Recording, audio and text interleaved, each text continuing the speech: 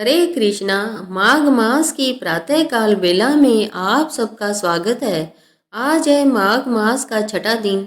माघ मास में प्रतिदिन प्रातःकालीन स्नान, दान, जप और कथा श्रवण का विशेष महत्व है और इसीलिए इस समय हम सुन रहे हैं माघ मास से जुड़ी हुई उसके माहात्म्य को दर्शाती हुई सुंदर पौराणिक कथाएं। हमारी इस कथा यात्रा को आगे बढ़ाते हैं और सुनते हैं आज की माघ मास कथा। आइए आज की कथा आरंभ करते हैं।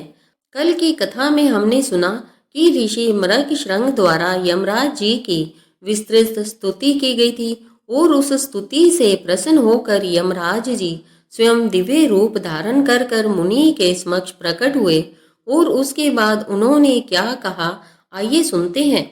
यमराज ने कहा, हे मुनि, मैं तुम्हारे इस स्त्रोत से बहुत संतुष्ट हूँ और तुम्हें वर देने के लिए यहाँ आया हूँ।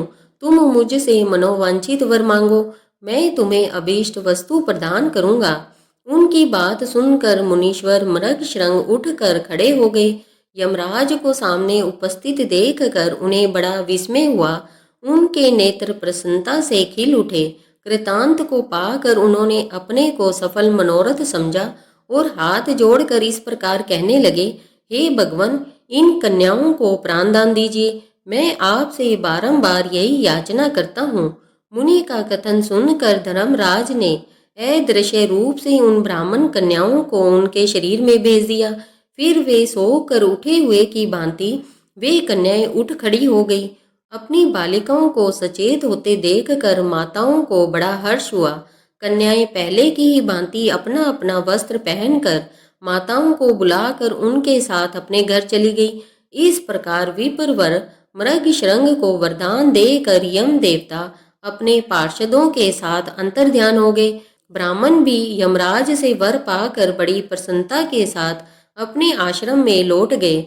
जो मानव प्रतिदिन यमराज की कल सुनाई गई स्तुति का पाठ करेगा उसे कभी भी यम यातना नहीं भोगनी पड़ेगी। उसके ऊपर यमराज प्रसन्न होंगे। उसकी संतति का कभी अपमृत्यु से प्रभाव नहीं होगा। उसे इस लोक और परलोक में भी लक्ष्मी की प्राप्ति होगी और उसे कभी रोगों का शिकार नहीं होना पड़ेगा। ऋषि वशिष्ठ से इस प्रकार माहात्म्य सुनने के बाद राजा दिलीप ने कहा, हे मुनि, यमलोक से लौटकर आई हुई उन साध्वी कन्याओं ने अपनी माताओं और बंधुओं से वहां का वृतांत कैसे कहा, पापियों की यातना और पुण्यात्माओं की गति के संबंध में क्या कहा, मैं पुण्य और पाप के शुभ तथा अशुभ फलों को विस्तार से सुनना चाहता हूँ। राजा दिलीप की जिज्ञासा सुनकर ऋषि वशिष्ठ कहते हैं, हे राजन, कन्याओं ने अपनी माताओं और बंधुओं से पुण्य पाप के शुभाशुभ फलों के विषय में जो कुछ भी कहा था और जो जो कहा था, अब मैं तुम्हें सारा बता रहा हूँ। उन कन्याओं ने कहा था, हे माताओं, यमलोक बड़ा ही घोर और भय उत्पन्न करने वाला है। वहाँ सर्वदा चारों प्रकार के जीवों को विवश होकर जाना पड़ता है। गर्भ में रहने वाले अथवा जन्म लेने वाले शिशु, बालक, तरुण, अधीर, बूढ़े, स्त्री, पुरुष और नपुंसक सभी तरह के जीवों को वहाँ जाना होता है।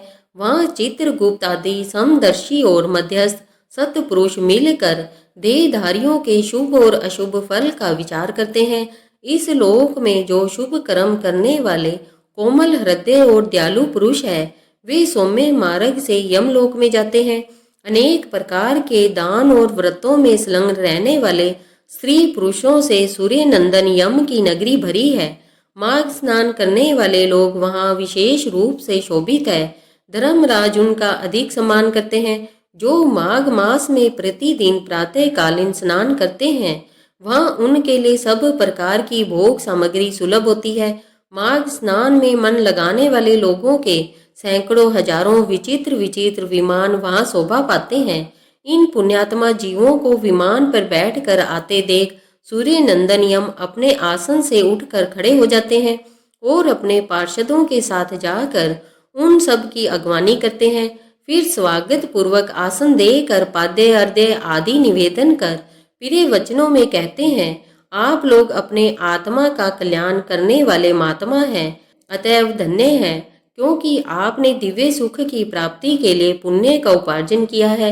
अतः आप इस विमान पर बैठकर स्वर्ग में जाइए। स्वर्गलोक की कहीं तुलना नहीं है। वह सब प्रकार के दिव्य भोगों से परिपूर्ण है। इस प्रकार उनकी अनुमति लेकर पुण्यात्मा पुरुष स्वर्गलोक में जाते हैं।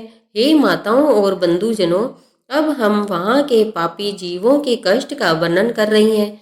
आप सब लोग धैर्य धारण कर कर सुने। जो क्रूरता पूर्ण कर्म करने वाले और दान न देने वाले पापी जीव है, वे वहाँ यमराज के घर में अत्यंत भयंकर दक्षिण मार्ग से जाते हैं। यमराज का नगर अनेक रूपों में स्थित है। उनका विस्तार चारों ओर से 86,000 योजन समझना चाहिए। पुण्य कर्म करने वाले पुरुषों को वह बहुत निकट सा जान पड़ता है, लेकिन भयंकर मार्ग से जाने वाले पापी जीवों के लिए वह अत्यंत दूर है। वो मार्ग कहीं तो तीखे कांटों से भरा हुआ है और कहीं रेत और कंकड़ों से, कहीं पत्थरों के ऐसे टुकड़े बिछे होते हैं जिनका किनारा चूरों की धार के समान होता है।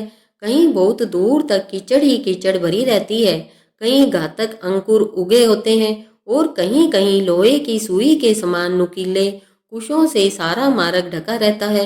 इतना ही नहीं, कहीं कहीं बीच रास्ते में वृक्षों से भरे हुए पर्वत होते हैं जो किनारे पर भारी जल प्रपात के कारण अत्यंत दुर्गम जान पड़ते हैं। कहीं रास्ते पर दहकते हुए अंगारे बिछे हैं।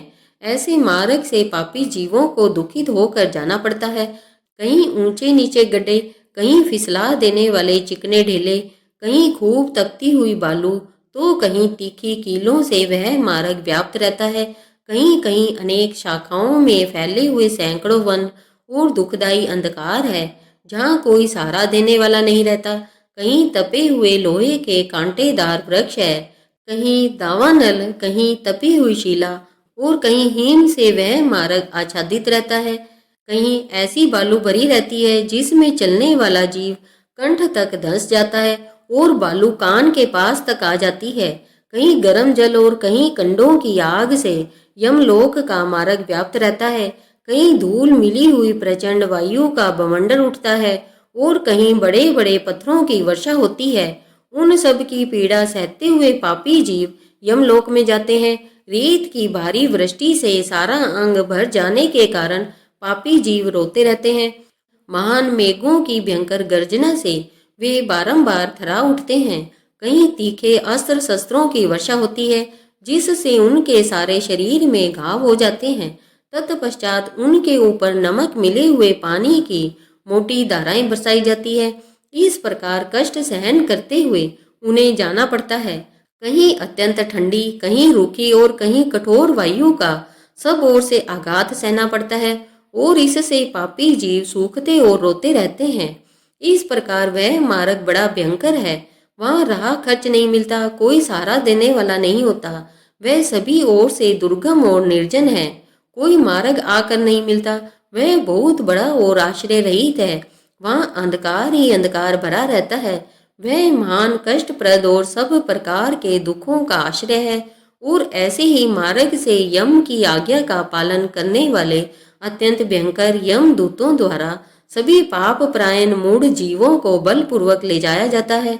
यमलोक से वापिस आई हुई उन कन्याओं ने यमलोक के मार्ग का विवरण किया था और अब आगे वह यमलोक में रहने वाले जीवों के विषय में बताएगी। यमदूतों के बारे में बताएंगे और वह हम सुनेंगे हमारे इसी माघ मास कथा श्रृंखला की कल की अगली कड़ी में। इन कथाओं को प्रतिदिन नियम पूर्वक सुनते रहिए। अगर यह वीडियो और यह कथाएं अच्छी लगती है तो इसे लाइक कर सबको शेयर करते रहिए। और अगर अभी तक हमारे चैनल त्योहार गाइड को सब्सक्राइब नहीं किया है तो जल्दी से इस चैनल त्योहार गाइड को सब्सक्राइब कर लीजिए, क्योंकि इसी चैनल पर आपको मिलेगी वैदिक शास्त्रों और प्रमाणों से ली गई प्रमाणभूत शास्त्रीय कथाएं बिना किसी मिलावट के। अब हम आपसे मिलते हैं बहुत जल्द कल प्रातः काल इसी कथा की अगली कड़ी के साथ। हरे कृष्णा हरे कृष्णा हरे कृष्णा।